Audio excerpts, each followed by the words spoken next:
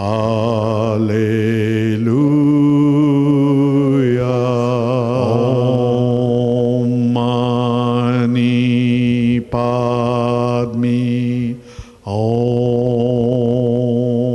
Allah.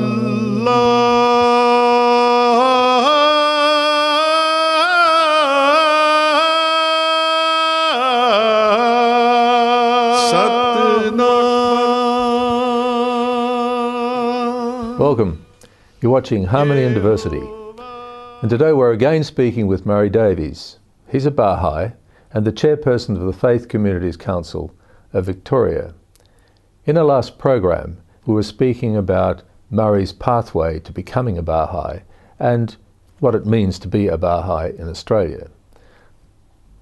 In this program, we'll concentrate on the Faith Communities Council of Victoria and what it does in this state. Thank you, Norm. Thanks again. Pleasure. Faith Communities Council of Victoria. Yes. Okay. What does it do? What's its principal objective? All right. One of its principal objectives is to bring the various faiths together, where we have a regular bi-monthly meeting. We come together and we either hear guest speakers or we talk about topics that are bearing on each of us. If we go back a bit, it originally came together to help put together the celebration of the centenary of Federation. So it's had a bit of history since the 1990s, and since that time we've organised such things as the September 11th memorials. We're very much involved in the state memorial, the original one at the Rod Laver Arena. So we put together the faith expression. And then it's also the Bali bombings and the tsunami vigil. So we've been very much involved in the tragedies at the state level. Yes. We also participate in local activities, and it's more of it's grown from that because it was originally called the Leaders of Faith Communities Forum, and it's taken on a new identity that we now ask each of the major faith councils to send an official representative. So it's an umbrella. Yeah. It's an umbrella of peak bodies today, but it's had a path that's grown to that stage. Is it regarded as a spokesperson point on say international issues? They might come to you to get a cross-religious perspective. It hasn't been, and it has been. So there's some issues. The council itself has responded, and most other issues that the member bodies themselves will respond to. So does it have an imprimatur on a particular level of commentary, or is it sort of it's a difficult point? I know. No, okay. If the council was making a statement, it would draft a statement. It would get its members to agree to it, and then it might release it. It could be released on its website or. Recently The Age came to the Faith Communities Council for a comment on a particular issue. Okay. But that was something new. Yes, it could develop into the future, but it hasn't been so much that in the past.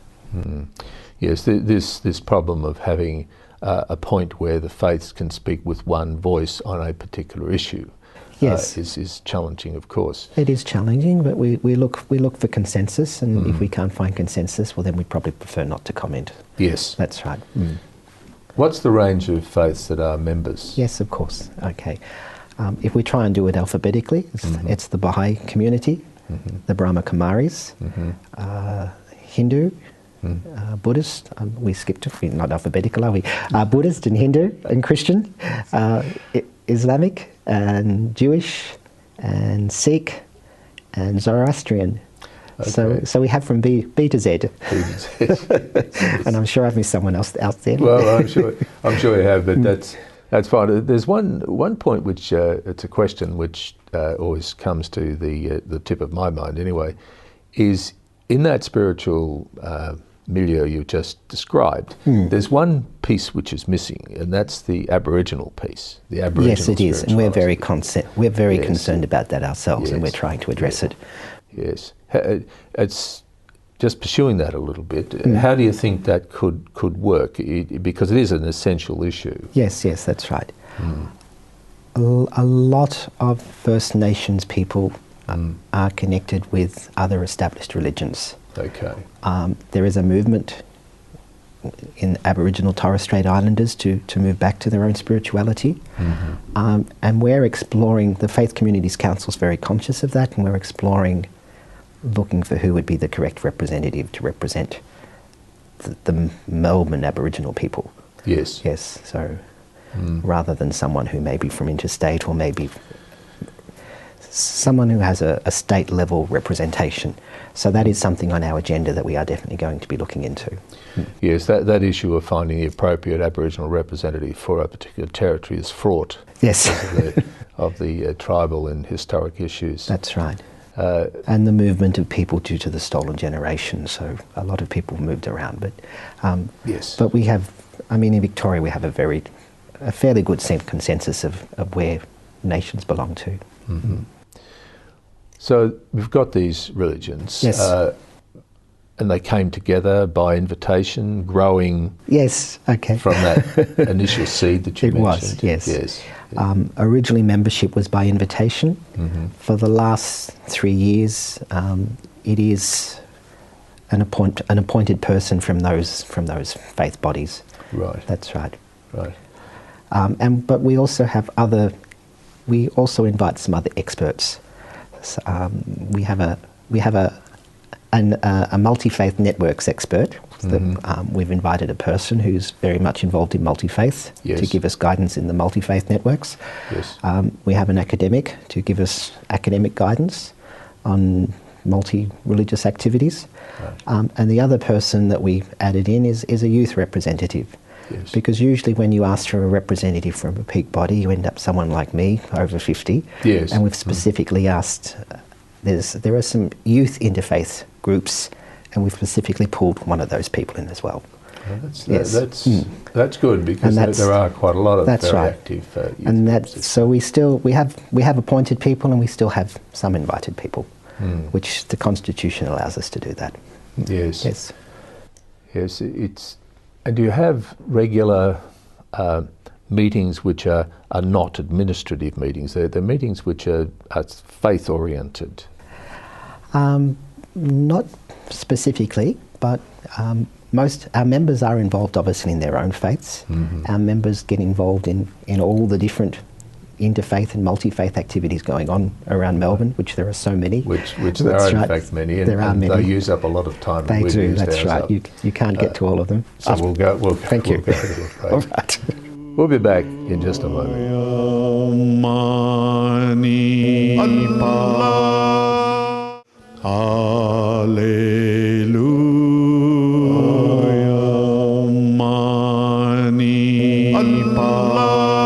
Welcome back. You're watching Harmony and Diversity, and we're speaking with Murray Davies. He's the chairperson of the Faith Communities Council of Australia, and we're talking about the Faith Communities Council. Thank you. You have a series of objectives. Yes, thank you. For the council. And I have them listed here, so I can address them. I'll ask you from there. So the first of those is to develop resources that help promote positive multi-faith relations. Yes. What's that? What do you do to achieve that? All right. We've actually developed a comparative religion guide where each religion was asked a series of questions and to provide responses. That's so far going to be put into a format where it can sit up on our website. And then we hope to actually publish it. So that's something that's been sitting in the background for a while. It's completed to the stage where it could go up to a website, but it needs a bit of editing to be published. So that's one resource. Another resource we provide is obviously our own website and our monthly e-newsletters. Yes. We have about 1,000 people who subscribe to our e-newsletter. So they're generally people who are multi-faith minded. Yes.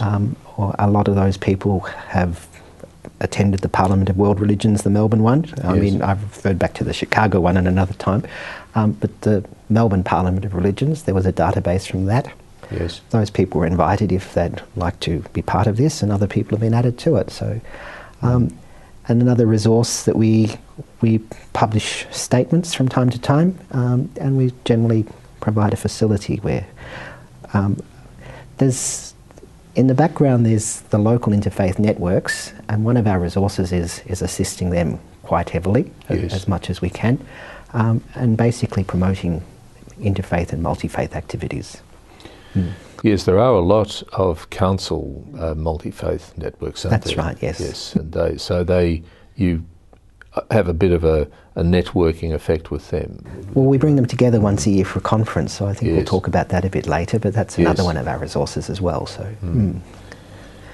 And another of your objectives is to provide a point of reference for government, media and any interested persons or groups. Well, that's right, yes. Has that started? Do you have a media officer? At the moment, I'm acting as that, but we're looking for someone to be the media officer. We do at times receive information from governments. Government departments come and brief us in our bi-monthly meeting. We then disseminate that out to our networks. So if you look at the 9 main councils that belong to the Faith Communities Council, we represent about 3 million people in our membership. Oh, really? So yes. So if you disseminate that out, and I don't know how far the dissemination goes, but if you pass things out through our network, it does reach quite a lot of people. Well, 3 million people in the context of Victoria is quite a it is. interesting figure. Yes. Well, if you take one of our members as the Victorian Council of Churches, which represents 38 Christian groups, Yes. and there's the Islamic Council and Jewish Communities Council. Yes. So they're probably the largest groups that are in our membership. Okay. And then you're starting to get into smaller bodies after that. But when we've looked at who we are, we probably cover 3 million people out of the 5.5 million in Victoria.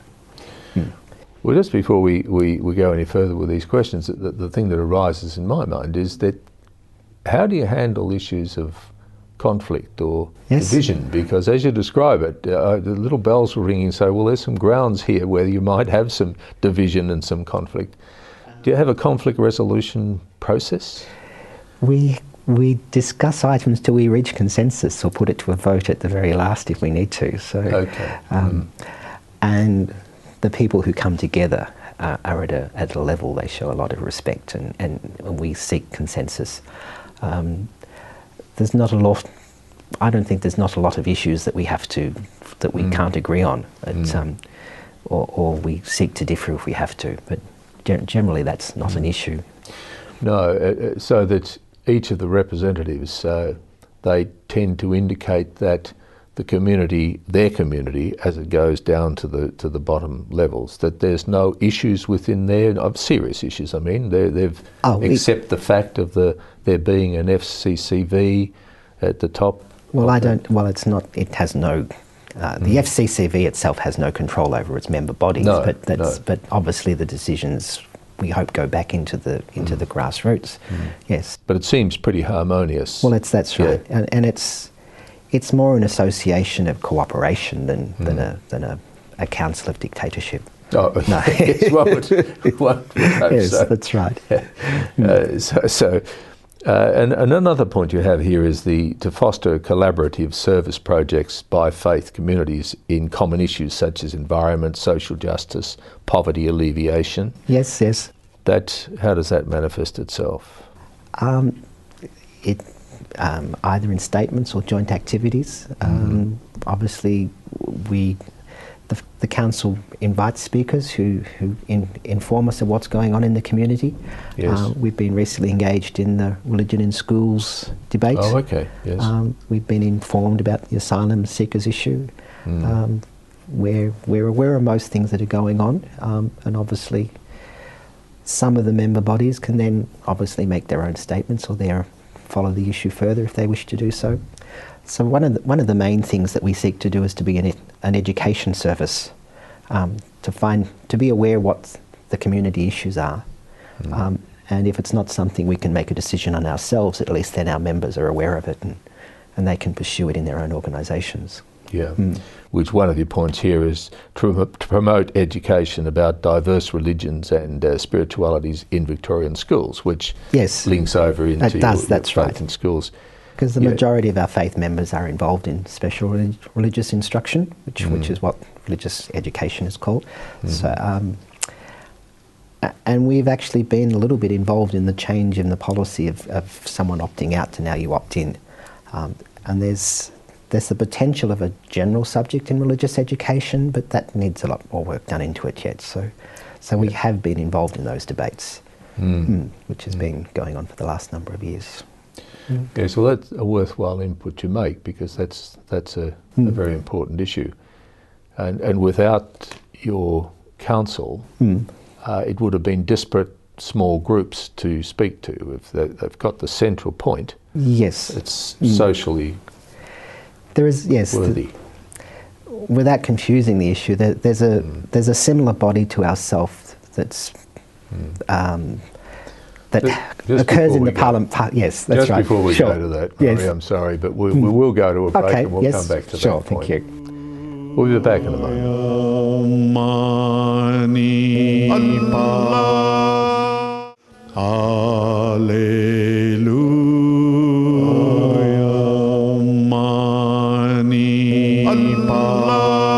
Welcome back. You're watching Harmony and Diversity, and we're speaking with Murray Davies. He's the chairperson of the Faith Communities Council of Victoria. The Faith Communities Council is involved with one of the local multi-faith networks to run a conference. Yes, that's right. This year, yes, which is the Victorian Interfaith Networks Conference. That's right. We've been facilitating and sponsoring that, along with some assistance from usually the local councils, and also from the Office of Multicultural Affairs and Citizenship. So they very much help us to put this together. And that's November 13, is that right? 23rd, I think it is. November 24th. 24th, yes. It's 2013. That's right, yes, the 13, no problem. Yes. So the 24th of November 2013. That's right. And this year you're working with the Moonee Valley Interfaith Network and Moonee Valley City Council. That's right, yes. That cooperation between the council, the interfaith networks, and yourselves is really quite a powerful engine, isn't it? Well, it is. That's right, and it's so dynamic that the city councils, and especially their community development officers, and the local interfaith network get involved in this. So it's more of a case of we work with them and we help them put together a program, and that's one of the aims of the Faith Communities Council, to assist local interfaith networks to develop and be enhanced. And do they normally initiate it, or is it something you approach them and say, well, it's time for a conference, do you want to do it? Or it historically came out of there was an Interfaith Networks conference, and there was a Faith Communities annual conference. We brought them together, and that's been facilitated very much by having a member of an interfaith network that we've co-opted onto the FCCV. Okay. Yes, that's right. So they're in there. Yes, that's right. When we re-looked at our aims, we thought this is something we'd like to do to foster the groups. How do you find the level of enthusiasm for this with the councils and the interfaith networks? Is it high? I think it's fairly high amongst all the other things that councils are required to do, and staff have on their plate, and local interfaith networks have on their plate. But yes, it's from the past three we've had. There's quite a good turnout. Yes, it is. As you say, the councils have got a fair bit on their plate apart from this, but that's excellent. Okay, so you've got a program organised now, with keynote speakers and Indigenous people, I notice here, and then a whole series of workshops. That's right, yes. It's taken on a different format this year. We're going to run a number of workshops, and obviously participants can choose which one they prefer, and there'll be an opportunity to do two during the day. They'll be repeated, and you can attend two of them. Right. And so the motivation, is there a statement of outcome for this particular conference? Do you have I'm just looking to see whether there's anything on the publication here. There isn't. Well, no. It's more it's general, and it's more to create resources and abilities. So, and then if someone they want to explore something further, they can obviously do that with a facilitator. Yes. So rather than just being a general conference, we want it to be more educational and more hands-on this year. In my experience with interfaith groups, etc., there was always one particular group which always said that we can't pray together. Now, I just noticed here, do you have, throughout this, do you have any meditation or joint prayers opening or closing? Is there any? There hasn't been in the conference, but we do in our Faith Communities Council meeting. We invite each, if we go back to our normal every 2-month meeting, we actually invite, Faith takes it in turn to do a devotion or a prayer. So I think the Faith Communities Council has taken Interfaith one step further, that we do pray together. Yes. And we do share devotions together. Last year's conference was open with a moment of silence, so obviously people reflect personally. We'll obviously see how the MC takes it this year. So. Yes, yeah. So but in the Faith Community Council's meetings, yes, we do. That's right. Yes. That. So they open and they close. Well, no, the prayers are closed. Just open. That's right. Prayers. Yes. Opening prayers. Opening prayers. Yeah, that's.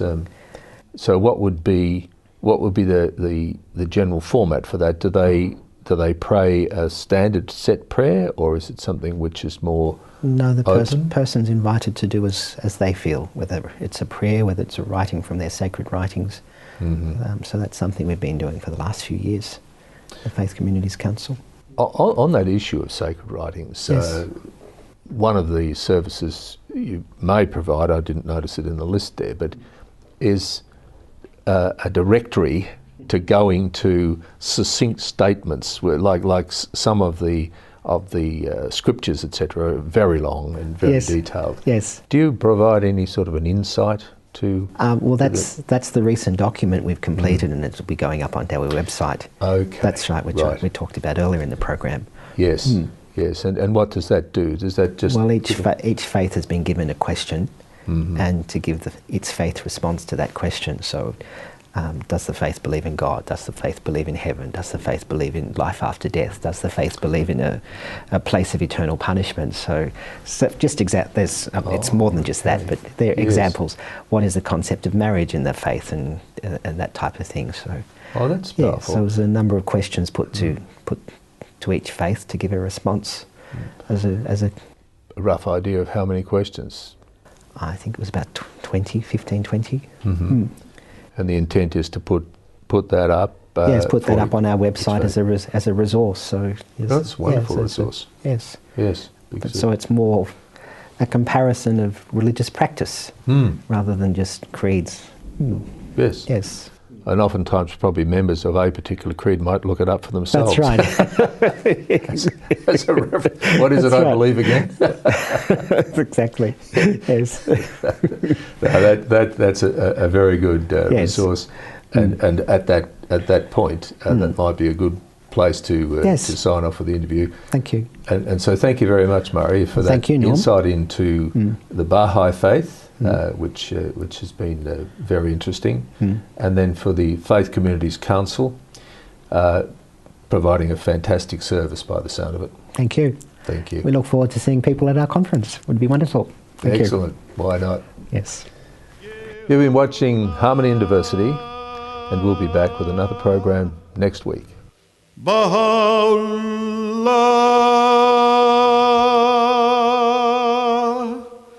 Shanti Om.